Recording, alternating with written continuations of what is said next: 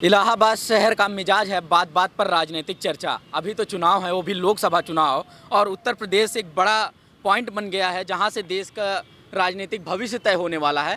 तो जगह जगह पर चुनावी चर्चा हो रही है। बालसन चौराहे पर हम मौजूद हैं। यहाँ पर वैसे भी राजनीतिक रूप से तमाम चर्चा होती रहती है, क्योंकि चुनाव है तो लोग एकजुट इकट्ठा बैठे हैं। ज़्यादातर लोग सपा समर्थक हैं, फिर भी पता करते हैं हम लोगों से कि किस तरह का चुनावी तैयारी चल रही है और माहौल क्या बना है। क्या है 2019 में इस बार माहौल है? देखिए, 2019 का जो चुनाव है, ये चुनाव इस बार देश का नौजवान और देश का किसान जो है, नौजवान जो है रोज़गार मांग रहा था।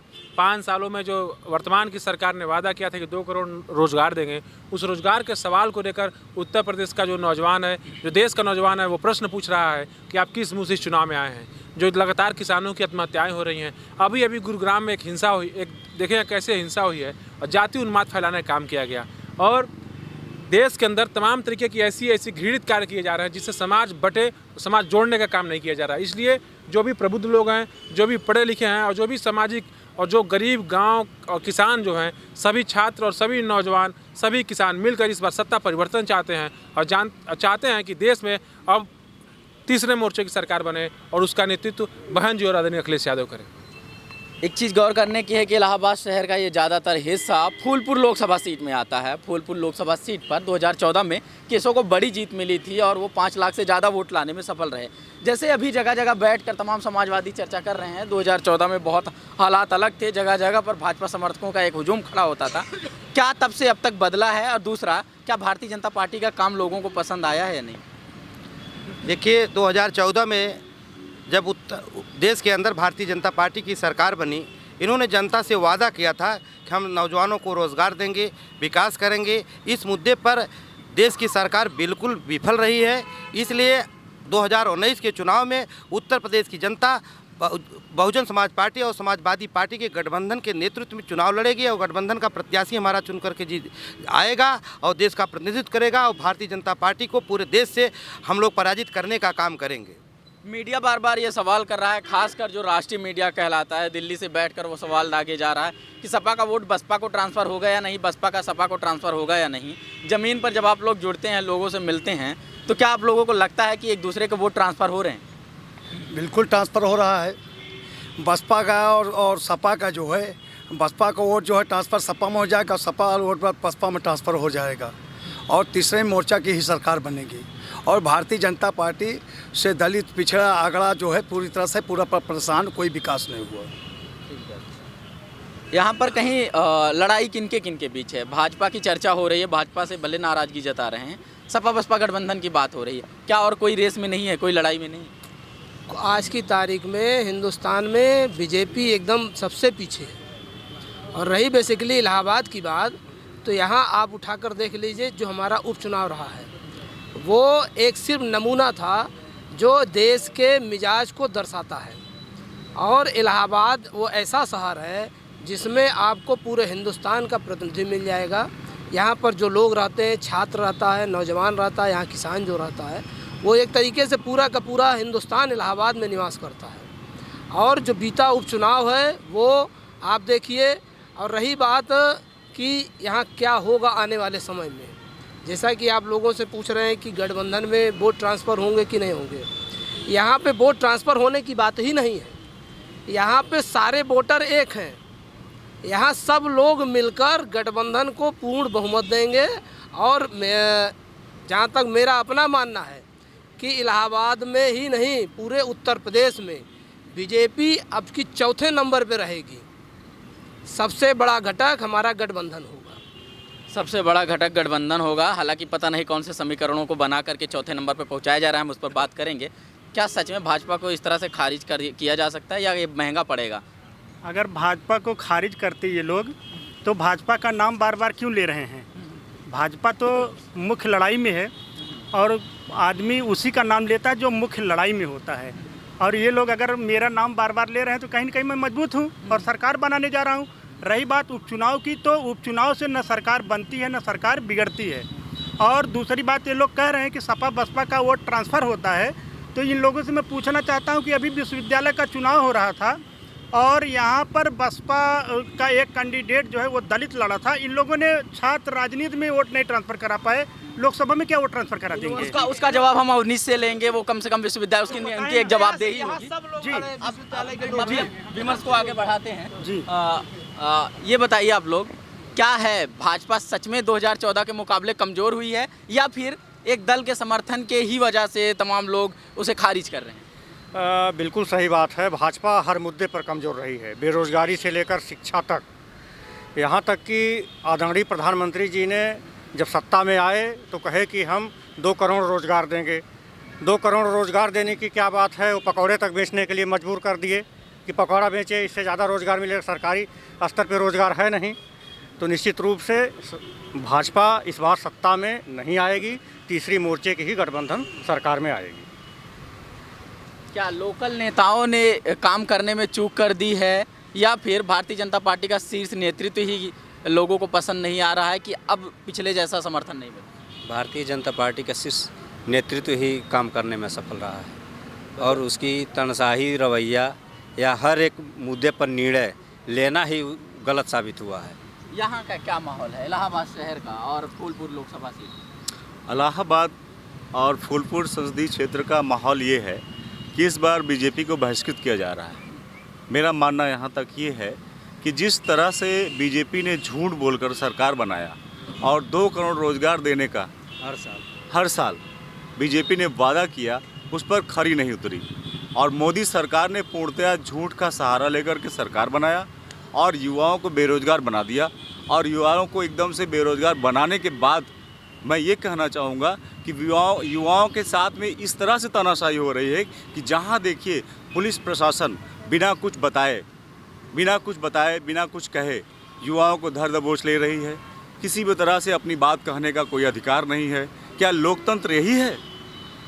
क्या यही लोकतंत्र है कि युवाओं के साथ खिलवाड़ किया जाए, उन्हें अपराधी बनाया जाए? तमाम सारे युवाओं को अपराधी बना दिया गया है। ये जो सब अपनी बात कहना चाहता है, जो अपनी बात कहना चाहता है प्रशासन से, शासन से, उस बात को दबा दिया जा रहा है, उस बात को दबा दिया जा रहा है। और भाजपा से सभी को नाराजगी है, अलग अलग मुद्दे पर अलग अलग बातें की जा रही हैं। कहीं ऐसा तो नहीं कि बालसन चौराहे पर और इन जगहों पर हो रही इस तरह की चर्चा सुन के ही नहीं आपके सांसद महोदय ने पार्टी बदल कर ली? कहीं ऐसा तो नहीं है? और दूसरी चीज़ ये है कि अभी वोट ट्रांसफ़र पर सवाल उठाए जा रहे हैं कि इलाहाबाद विश्वविद्यालय का एक मॉडल प्रस्तुत किया जा रहा है। इलाहाबाद विश्वविद्यालय में रहे हैं आप, छात्र संघ अध्यक्ष रहे हैं, बताइए क्या ऐसा हुआ था और उसका चुनावी राजनीति से क्या जुड़ा? देखिए, जीता जागता उदाहरण आदरणीय श्यामाचरण गुप्ता, इलाहाबाद सांसद, जिन्होंने माहौल को भांपते हुए पीछे वाला आवाज सुनी का है, आवाज़ है पीछे वाला भाई पीछे वाला आवाज़ सुनी का है, जिन्होंने माहौल को भांपते हुए हम आप अभी थोड़ा धैर्य रखिए, हम बता रहे हैं, विश्वविद्यालय की एग्जाम्पल दे रहे हैं।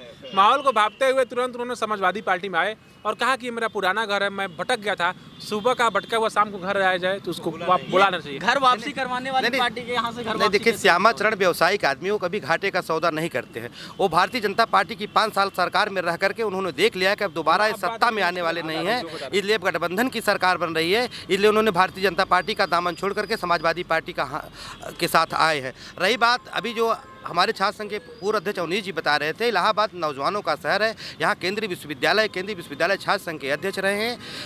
रोजगार के सवाल पर नौजवान संघर्ष करता रहा। 5 साल में कोई एक रोजगार नहीं मिल पाया, कोई प्लांट नहीं लग पाया जो रोजगारी की समस्या का समाधान हो पाए। एक लोग बोलिए वो ट्रांसफर वाली बात आप बता रहे हैं। एक तो विश्वविद्यालय जो छात्र होता है, छात्र की कोई जात नहीं होती है, और जब भाजपा के लोगों ने छात्रों को जात के नाम पर बांटने का काम शुरू कर दिया है, उसके बाद भी हम आपको बताना चाहते हैं कि मैं जब छात्र संघ का अध्यक्ष बना, समाजवादी पैनल से अध्यक्ष पद के उम्मीदवार अवनीश कुमार यादव, जो मैं स्वयं था, मैंने जीता, और उपाध्यक्ष पद पर चंद्रशेखर चौधरी जो कि दलित वर्ग से आता था, वो भी चुनाव जीता। सांस्कृतिक मंत्री पर अवधेश कुमार पटेल जो कि पटेल समुदाय से आता था, चुनाव जीता, और उप मंत्री पद पर भरत सिंह जो कि सवर्ण बिरादरी से आता था, जो अगड़ा बिरादरी से, वो भी चुनाव जीता। फिर कैसी ये बात कर रहे हैं कि वो ट्रांसफर नहीं होता है? इसका जवाब ये खुद इस पर तमाम सवाल जवाब होंगे। इलाहाबाद विश्वविद्यालय में तमाम आरोप लगते रहते हैं कि अच्छा वहाँ पर अध्यक्ष हैं तो यादव ही होंगे, ऐसा आरोप लगता है। वो अलग बात है कि जेएनयू में 42 बार में 35 बार एक ही जाति के लोग चुने जाएंगे, तब नहीं कहा जाएगा कि ब्राह्मण ही चुने जाते हैं। आप ये बताइए, आप कह रहे हैं कि भारतीय जनता पार्टी फेल है काम करने में, ये सारी चीज़ें हैं, तो वो गठबंधन को ही क्यों चुनेंगे? भाई गठबंधन को क्यों नहीं चुनेंगे? हम उत्तर प्रदेश में कम से कम 60 सीट चुनाव जीत के आ रहे हैं। भारतीय जनता पार्टी भारतीय जनता पार्टी निश्चित रूप से 5 से ज़्यादा सीट चुनाव जीतने वाली नहीं है, जो स्थिति आज की है। क्या इतनी कमजोर मान? समाजवादी पार्टी और बसपा गठबंधन से कम से कम 60 सीट जीतने वाली है।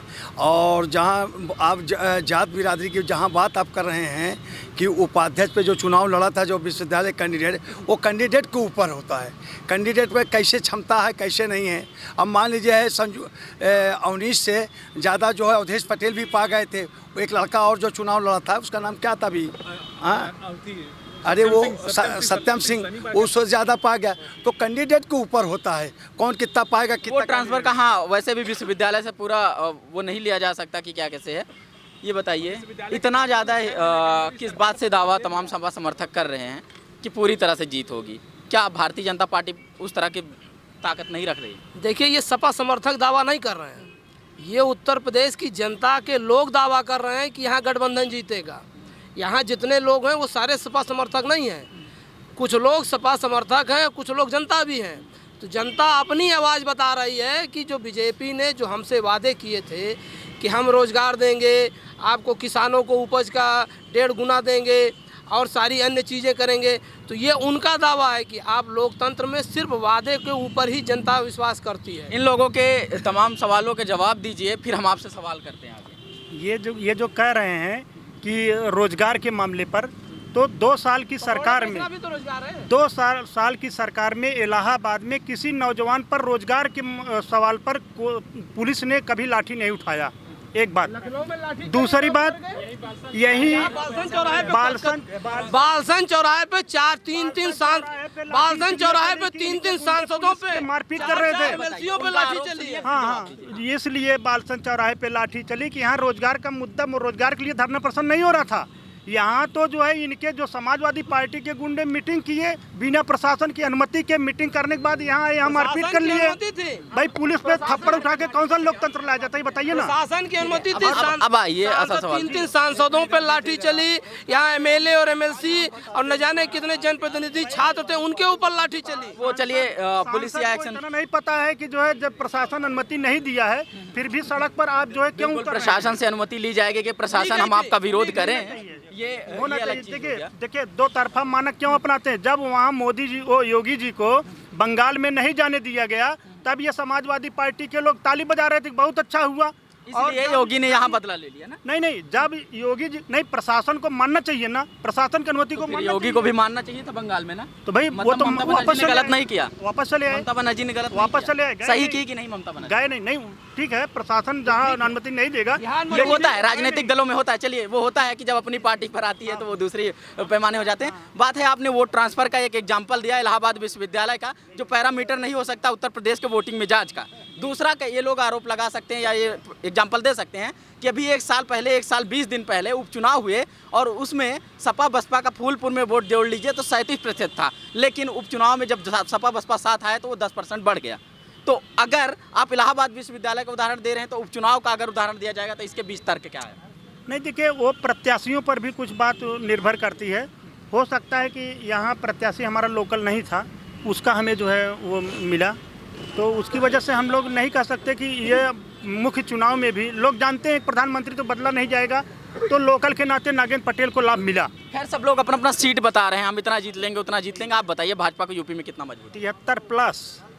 अच्छा, 73 पार वाली रट है। तमाम विपक्षी दल कह रहे हैं कि ये गठबंधन के लिए बोला जा रहा है। अमित शाह बोलता है जुमला है, उसी तरह इनका भी जुमला है 73+। और बीजेपी का ऐसा क्या है कि गठबंधन को लोग वोट देंगे अगर नाराज हैं भाजपा से? कोई और विकल्प भी तो हो सकता है। और विकल्प ये है, भाजपा को इसलिए नहीं देंगे क्योंकि जो गठबंधन की सरकार आएगी, रोजगार, हर रोजगार के मुद्दे पर सफल रही है। या जैसे मान कर चलिए, जो ये रेलवे का जो भी फार्म जो पहले 50 रुपये में भरे जाते थे, अब उसका 550 लग रहा है। और जहाँ जो है जैसे अभी कहीं भी शिक्षा पर जीएसटी लगा दिया, शिक्षा पर जीएसटी जो है लगा दिया, हर जगह जो है अभी कितना, अभी DIS में अभी कुछ दिन पहले एडमिशन कराने गए थे, 41,000 फीस में 9,000 जीएसटी है। इस वजह से जो है हर जगह जनता और जो बेरोजगार है त्रस्त है। क्यों मिलेगा गठबंधन को फायदा, क्यों मिलेगा? अवनीश भाई से पूछिए, इसका जवाब बिल्कुल। वो तो कितना बड़ा फैक्टर है उम्मीदवार का होना या ना होना, या फिर गठबंधन इतना बड़ा फैक्टर खुद है कि उम्मीदवार वहाँ कोई मायने ही नहीं रखेगा? देखिए, अभी एक बीजेपी के समर्थक ने कहा कि इस सरकार में लाठियाँ कहाँ चली। इतने उत्तर प्रदेश के अंदर आज तक एक एग्ज़ाम आप बता दीजिए जिस एग्ज़ाम को इन्होंने सही तरीके से करा लिया हो। ये लीकेज सरकार है, हर एग्ज़ाम होने से पहले लीक हो जाता है पेपर और छात्र त्राइमाम चिल्लाने लगते हैं। एसएससी का इतना बड़ा आंदोलन पूरे देश भर में हुआ, एसएससी स्कैम घोटाले किसी से छुपा हुआ नहीं है। नौजवानों के ऊपर लाठियाँ चली, दिल्ली से लेकर इलाहाबाद तक नौजवानों के ऊपर लाठियाँ चली और यहीं पर लड़कों ने भूख हड़ताल किया। कर्मचारी चयन आयोग से लेकर यहाँ पे जो कर्मचारी चयन आयोग है, उच्च शिक्षा है, और जो पूरे बीटीसी से लेकर बीटीसी में यहीं कापियाँ जला दी गई और लड़कों आंदोलन करते हुए लड़कियों को लाठियाँ चली। ये मैं इसलिए बता देना चाहता हूँ कि आप ये ना सोचे नौजवान इस सरकार में सबसे अधिक प्रताड़ित हुआ है और सबसे अधिक मारा गया है। इसका जीता जाए तो उदाहरण इलाहाबाद विश्वविद्यालय के आंदोलन कर रहे हैं छात्र और हम लोग हैं। इस सरकार को हुए यूपी सरकार को 17 में सरकार बनी है और 2 साल के अंदर हम लोग के ऊपर कम से कम 25 से 26 मुकदमे संगीन धाराओं में लाद दिए गए। दूसरी चीज़ ये बता रहे हैं गठबंधन, बाबा साहब भीमराव अंबेडकर जो संविधान के निर्माता हैं और डॉक्टर लोहिया जी की वंशा थी, दोनों लोगों ने पत्राचार के माध्यम से अपने आप को जोड़ने का काम किया था। लेकिन किन्हीं कारणों से उस समय भी जो लोग थे, जो देश को बांटने वाले थे, उन्होंने बांटने का काम किया था। फिर आदरणीय काशीराम जी और माननीय मुलायम सिंह यादव जी ने भी जोड़ने का काम किया था और उसको भी भारतीय जनता पार्टी और आरएसएस के लोगों ने बांटने का काम किया था। अगर वही चीज़ फिर हो गया, अब ये बात हम पूरा देश इस विमर्श में है, उसी बात को आगे बढ़ाते हुए फिर कोई सफल हो गया, अगर आप लोगों का कहना है कि हमने गठबंधन नहीं तोड़ा, मुलायम सिंह यादव और कांशीराम ने जो गठबंधन किया था 1993 में, वो 2 साल बाद टूटा, तो फिर से ऐसे कोई ट्रिक लेकर आया, कोई बात लेकर आया फिर ऐसा कोई ऐसी चीज़ नहीं है कि वो गठबंधन टूट गया है तो गठबंधन टूटने उठने वाला नहीं है। और जहाँ ये बता रहे हैं, ये जो बता रहे हैं कि जो है गुंडे थे सपा के, बता रहे हैं सबसे बड़ा गुंडा योगी है और इलाहाबाद सबसे बड़ा इलाहाबाद का सबसे बड़ा गुंडा कपिल मुनि करवरिया, उदय भान और सूरज भान कलवरिया है। और उससे बड़ा उदय भान से बड़ा कौन बड़ा गुंडा है? सबसे बड़ा गुंडा है। क्या दूसरी पार्टी के नेताओं को गुंडा कह देना आसान है? नहीं, हम दूसरी पार्टी के नेताओं को गुंडा नहीं कह रहे, हम गुंडे को गुंडा कह रहे हैं। और इत्तेफाक ये है कि बीजेपी ने इस समय सारे गुंडों को ले रखा है अपने पास। वो तो उनके नेता भी कहते हैं कि बीजेपी एक ऐसी वॉशिंग मशीन है जिसमें आप किसी को डालिए तो स्वच्छ होकर निकलता है। तो आज हमारे ये साथी जो है आज वैसे ही वॉशिंग मशीन की फेवर करते रहते हैं हमेशा से, कि इनका सिर्फ ये कहना है कि बीजेपी बड़ी सुंदर और स्वच्छ है। सपा समर्थक थोड़ा ज़्यादा हो गए हैं, आप पर आरोप बहुत सारे आ रहे हैं, तो इसलिए जवाब भी आप इन सबका दीजिए। ये लोग कह रहे हैं कि गठबंधन बहुत सफल रहेगा, गठबंधन के पास प्रत्याशी नहीं है। भाजपा से ये बार बार गठबंधन चिल्ला रहे हैं, बार गठबंधन चिल्ला रहे हैं और गठबंधन के सामने भाजपा को ही ला के खड़ा कर रहे हैं कि भाजपा से ही मेरी लड़ाई है। लेकिन भाजपा के जो रिजेक्टेड कैंडिडेट हैं इनके पास प्रत्याशी नहीं है और ये मेरे पार्टी से जो रिजेक्टेड लोग हैं उनको ये प्रत्याशी बना रहे हैं। बताइए ना कहाँ से बहुत सफल हैं, बताएं। संघर्ष वाले इनके कार्यकर्ता कहाँ चले गए? हमारे जो सपा बसपा का गठबंधन है वो उन्हीं लोगों को टिकट दे रहा है जो उन लोगों ने संघर्ष किया है। तो श्यामाचरण गुप्ता ने बहुत संघर्ष किया समाजवादी पार्टी के लिए। हाँ, किया है। समाजवादी पार्टी में श्यामाचरण गुप्ता जी पहले भी सांसद थे और अगर बीजेपी इतना बढ़िया थी तो क्यों इनके 28 सांसदों का टिकट काटा गया? क्यों? अगर ये कहते हैं कि विकास बढ़िया था तो जिन सांसदों ने अपने क्षेत्र में विकास किया था उनका टिकट क्यों काट दिया गया? और अच्छा, फूलपुर लोकसभा सीट के अंतर्गत ये क्षेत्र आता है, इसलिए हम सबसे सवाल करेंगे और ये आखिरी सवाल सभी का होगा कि कैंडिडेट कितना मायने रखिएगा। देखिए, फूलपुर संसदीय क्षेत्र केवल एक संसदीय क्षेत्र नहीं है। इस संसदीय क्षेत्र से देश के प्रधानमंत्री, देश के कैबिनेट मंत्री और तमाम ऐसे लोग निकले हैं जिन्होंने देश के सदर में नौजवानों किसानों की हिमायत की है। तो फूलपुर संसदीय क्षेत्र में सबसे अधिक नौजवान रहता है, बुद्धिजीवी वर्ग रहता है, अधिवक्ता रहता है और ऐसे लोग रहते हैं जिन्होंने हमेशा एक अच्छे कैंडिडेट का चयन किया है। इस बार के 2019 के भी चुनाव में पूरे प्रदेश से भारत जलाओ पार्टी का सुपड़ा साफ होने जा रहा है और महागठबंधन की भारी बहुमत से जीत होने जा रही है और केंद्र में तीसरे मोर्चे की सरकार बहन मायावती, आदरणीय अखिलेश जी और चौधरी अजीत सिंह के नेतृत्व में बनने जा रही है। देखिए, अब देश की जनता ये मन बना चुकी है कि देश में लोहिया और अंबेडकर की विचारधारा के लोग ही सरकार चलाएंगे। अभी हमारे मित्र अजीत भाई जी भी आपसे कह रहे थे कि समाजवादी पार्टी गुंडों की पार्टी है, आप मीडिया के साथी हैं, सबकी जन्म कुंडली आप रखते हैं। मैं आपसे पूछना चाहता हूं, माननीय सांसद बदायूं धर्मेंद्र यादव जी, माननीय सांसद नगेंद्र पटेल जी, माननीय सांसद परवीन निषाद जी, क्या इन पर कोई आपराधिक मुकदमे हैं क्या? इनके उत्तर प्रदेश के पूर्व मुख्यमंत्री माननीय योगी साहब, डिप्टी सीएम केशव मौर्य जी पर तमाम संगीन धाराएं हैं। 300 से 307 पर गुंडे ये हैं कि गुंडे हम हैं, अभी इनको तय करना है। कौन गौ तस्करी का जो उत्तर प्रदेश के वर्तमान डिप्टी सीएम आदरणीय केशव प्रसाद मौर्य जी हैं, इनके ऊपर गौ तस्करी के भी मुकदमे हैं और ऐसे ऐसे तमाम मुकदमे, इन्होंने फर्जीवाड़ा के भी मुकदमे हैं। जिन्होंने जो हिंदू धर्म की बात करते हैं, हिंदू धर्म के नाम पर फर्जी बिल बना के 10 रुपये 20 रुपये की बिल बना के लोगों को चूना लगाने वाले उप मुख्यमंत्री हैं, जो हिंदू धर्म के बेचने का काम करते हैं। जिस गौ माँ के असली पूजने वाले लोग तो समाजवादी विचारधारा के लोग हैं, लेकिन ये लोग गौ माता के भी चुनाव लगाए और हिंदू धर्म के नाम पे 20 रुपये और 30 रुपये की पर्ची करके आम जनता का भी चुनाव लगाने वाले ऐसे मुकदमे पूर्व उप मुख्यमंत्री के ऊपर है। अब बड़े आरोप लगाए जा रहे हैं, संख्या में कहीं ज़्यादा लोग हैं, इसलिए आपका तर्क कहीं ज़्यादा मजबूत होगा। वो सब देखिए, आपने अभी आखिरी सवाल किया है कि प्रत्याशी के ऊपर, तो मैं आपको बता दूं कि भारतीय जनता पार्टी कभी प्रत्याशी के ऊपर चुनाव नहीं लड़ती है और भारतीय जनता पार्टी का हर कार्यकर्ता कर्मठशील है। वो कार्यकर्ता बूथों पर चुनाव लड़ता है और पार्टी की नीतियां जो है चुनाव लड़ती हैं। यहाँ प्रत्याशी चुनाव नहीं लड़ती। चुनाव पार्टियां लड़ती हैं, प्रत्याशी जो भी रहता है वो अपनी तरफ से अपनी थोड़ी सी मेहनत करके अपने वोटरों को कुछ थोड़ा सा और वोट बढ़ा लेता है। सब लोग एक एक कमेंट दीजिए। 2019 की आखिरी तस्वीर क्या देखते हैं आप? 2019 की तस्वीर 23 मतलब लोकसभा चुनाव संपन्न हुए, 23 मई को जो रिजल्ट आएगा शाम को, इस तरह के विमर्श में आखिरी तस्वीर क्या? इलाहाबाद गंगा यमुना सरस्वती और ये तहजीब का शहर है, जहाँ पर तमाम लोगों का समागम होता है। इसलिए इस तहजीब के शहर में, जहाँ देश में सांप्रदायिक शक्तियाँ अपना फैन फैला रही हैं, इन सांप्रदायिक शक्तियों को, फासिस्ट ताकतों को रोकने का काम ये गठबंधन करेगा और 23 मई को पूरे देश में गठबंधन की सरकार बनने जा रही है और जिसका नेतृत्व उत्तर प्रदेश से आदरणीय अखिलेश यादव, बहन मायावती और चौधरी अजीत सिंह करने जा रहे हैं। कैसे होगा? उत्तर प्रदेश में ही पैठ है, उसके बाद कहाँ से समर्थन मिलेगा? नए गठबंधन को पूरे देश से समर्थन मिलेगा। पश्चिम बंगाल, कर्नाटका, आंध्रा, सबका समर्थन मिलेगा। 23 मई को पूरे देश के अंदर लोहिया और अंबेडकर की विचारधारा, सपा और बसपा गठबंधन की सरकार बनेगी। समाजवादियों की उसमें अहम भूमिका होगी, इसलिए हम लोग निश्चित तौर से सरकार बनाने जा रहे हैं। संभव है क्या भाजपा और कांग्रेस की बिना केंद्र की सरकार चलाना? देखिए, बिना समाजवादी और बसपा के गठबंधन से कोई सरकार ही नहीं बना पाएगा। जब भी बनेगा तीसरे मोर्चा से बनेगा। पश्चिम बंगाल से लेकर कर्नाटक से लेकर सारे लोगों को सहयोग बनेगा।